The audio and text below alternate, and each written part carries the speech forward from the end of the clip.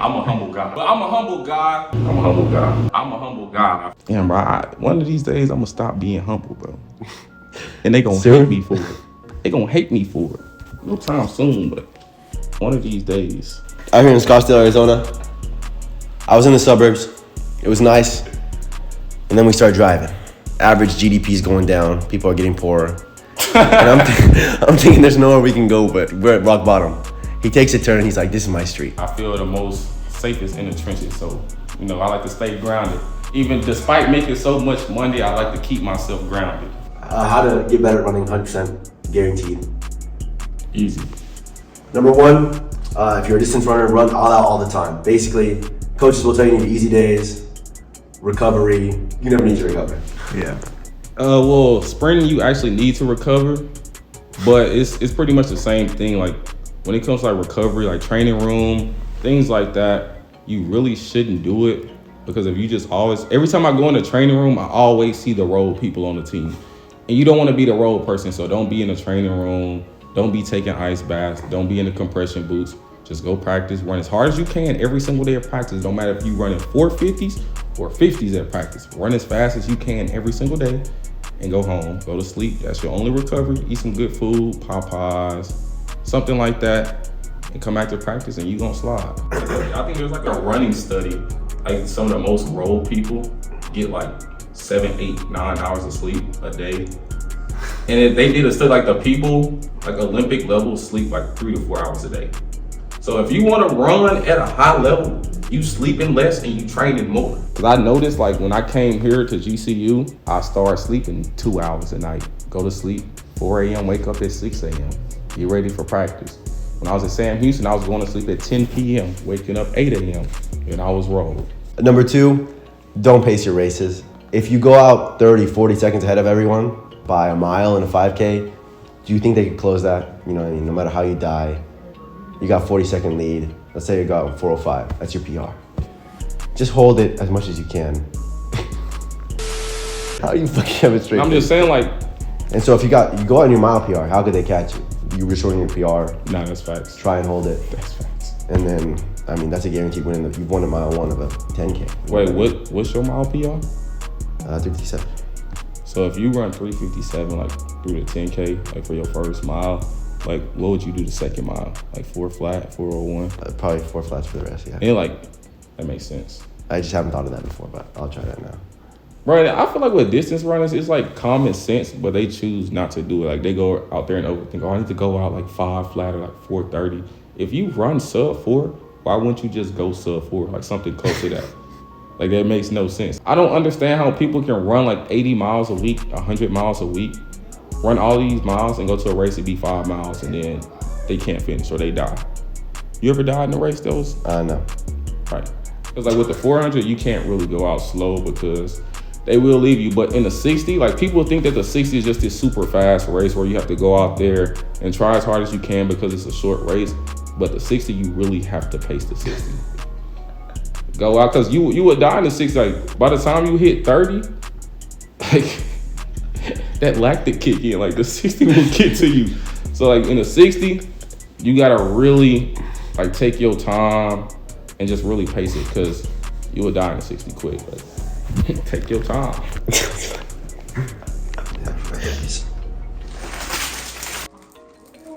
Fresh. I only eat healthy. Yeah, the camera. Eat some good food, Popeyes. What about like lifting weights? Like, do you be lifting? No, I do body weight. Why you say it like that? I just glanced over and like, You're a sprinter. A 200 sprinter, you're my size. I'm not your size. You're small. You're like way shorter, but I mean, I bench 250 pounds. I don't need to see the video. I don't need to see Okay. the video. You're good. Okay, number 3. Lots of coaches and people put emphasis on workouts and intervals and all this. If you're running a 5K, why are you doing 800 reps? You're running a 5K. Right. So I would probably just do a 5K, 2 5Ks, 3 5Ks in every day. Like I said before, as hard as you can. And then over time, next day, 1 second faster, 2 seconds faster.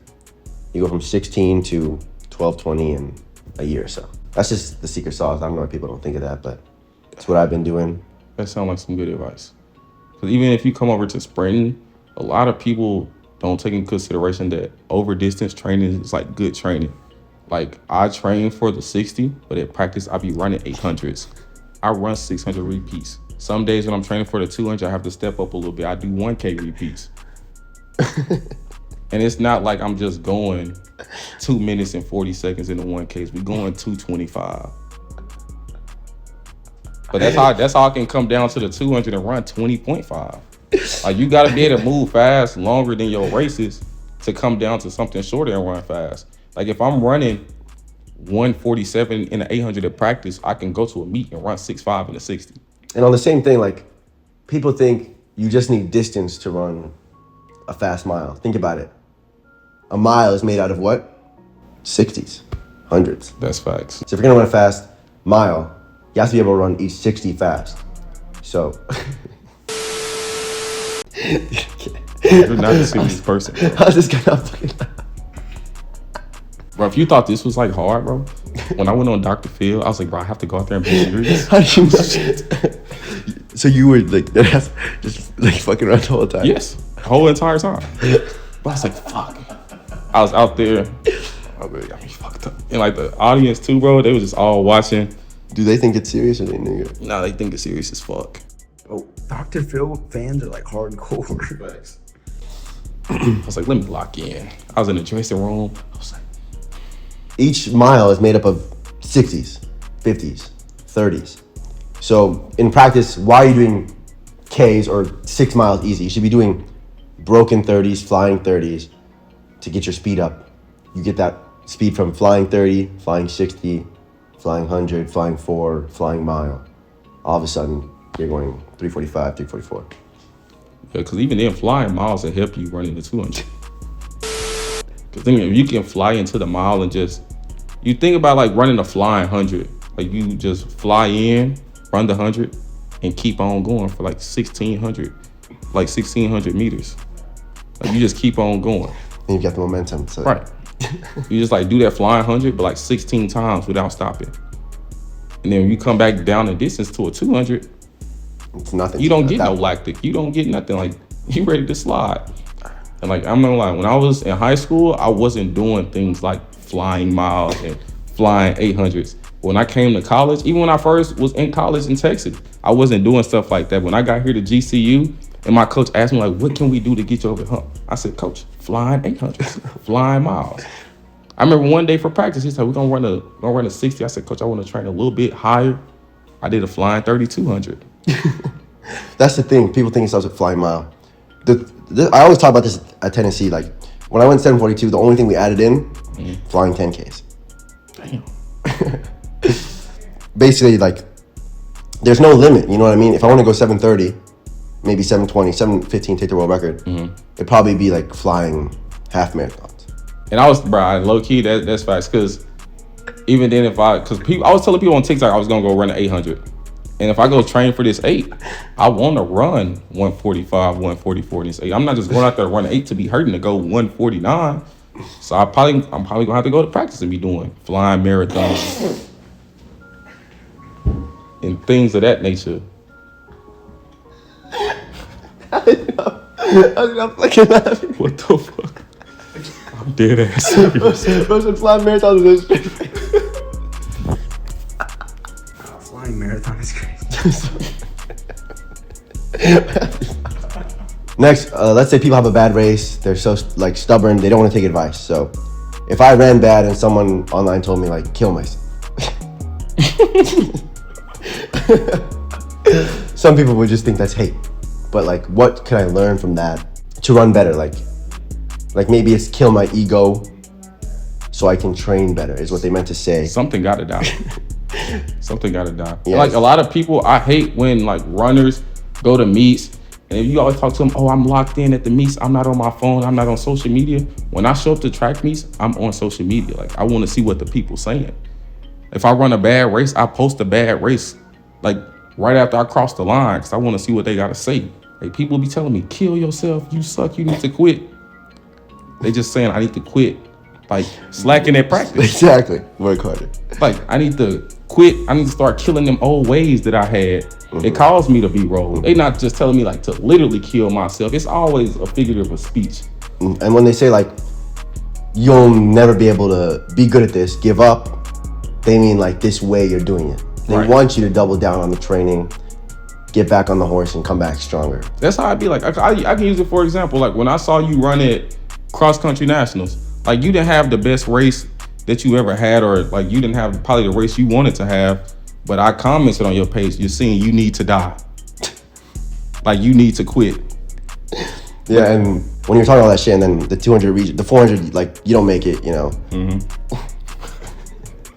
The 400 you don't make it, and then 200 you don't even finish. Like when I say, your mom's disappointed in you, like your whole family should die, all this stuff. Like it's just about they should the way like no, I was saying they should die. Yeah.